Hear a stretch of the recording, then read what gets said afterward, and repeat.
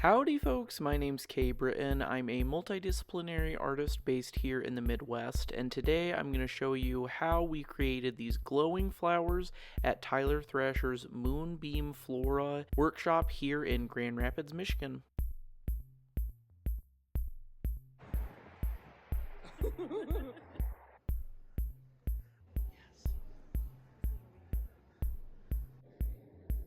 The man, the myth, the legend. The workshop started with an introduction from the Grand Rapids Public Museum, and they introduced Tyler Thrasher.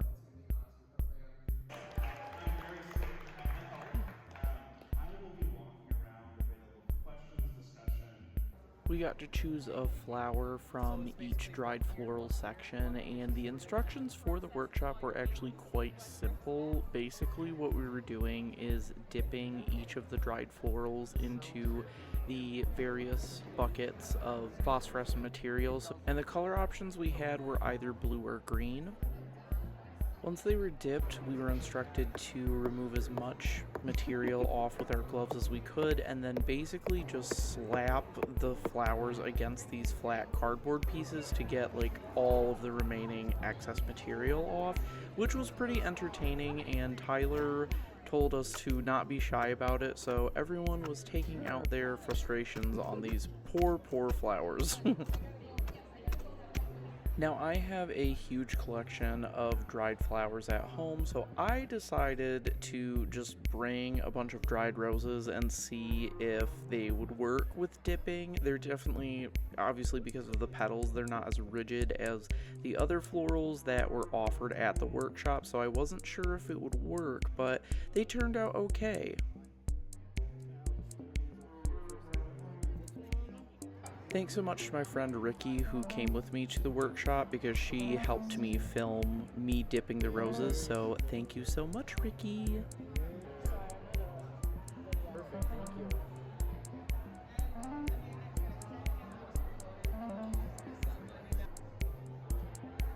Set those here for a minute. Did you dip one? I have these ones, yeah.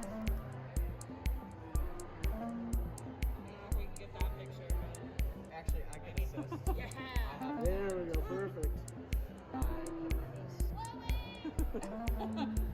that's awesome. Yay! We got to lay our flowers out on aluminum trays to bring home because they were still wet and they needed like 3 to 24 hours to dry depending on how thick the paint was. At the end of the workshop, Tyler was at his booth selling his Moonbeam Conservatory flowers as well as his crystallized insects and seashells, and they're all so beautiful. I picked up a couple flowers, and I also have to say Tyler was such a sweet person, so thank you so much for coming all the way over to Michigan to teach this workshop. So this is my tray of flowers that I dipped myself, and I decided to try roses just because I had dry flowers with me. They got smashed on the top of them from me like putting them upside down to try to like drip some of the phosphorescent paint like out of them. From the side though, they look fine, I think. My favorite are definitely the blue ones, personally. They had a bunch of different other floral options. They're kind of stuck together. I don't want them to break. I'm trying to be delicate. Knowing what I know now, I would have spaced them out a little bit. These small roses actually turned out pretty good. I wish I would have did these in blue rather than green. What I'm gonna do right now is I'm gonna charge these up with the black light. You can see they're glowing already. I'm gonna turn out the light and we're gonna see how they glow. Look at that, wow. And this isn't even in like complete darkness, there's still some sunlight coming in. They glow pretty bright, I'm pretty impressed. Okay, I forgot I dipped this one too, and I didn't get to see how it turned out, so. Yeah, that one turned out really good. I really like this flower too, I like the white stem, it's really interesting.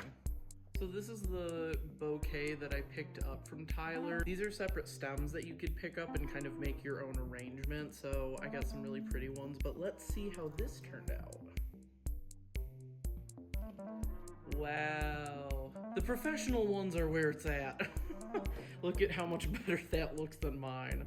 Holy moly. These pink ones don't glow as much as the other ones, but that's okay.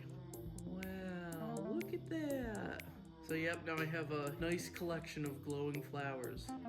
So yeah, that's what we created during the workshop. He has this beautiful combination of science and art, which I really appreciate. He did an artist talk today that I ended up sleeping through, so I missed that. At the Grand Rapids Public Museum, they have this giant whale skeleton like hanging up above the main atrium, and so I got to take a green Polaroid of that, and it turned out really good. This might be one of my best Polaroids yet. So lots of goodies. We walked away with flowers, we walked away with a Polaroid, we got to chit chat with another artist and support another artist. All in all, it was a great day, it was a great workshop, so highly recommend checking out Tyler Thrasher and Moonbeam Conservatory. Thanks so much for watching this video, and I hope you enjoyed learning more about Tyler Thrasher's process. Ta-ta, bye-bye.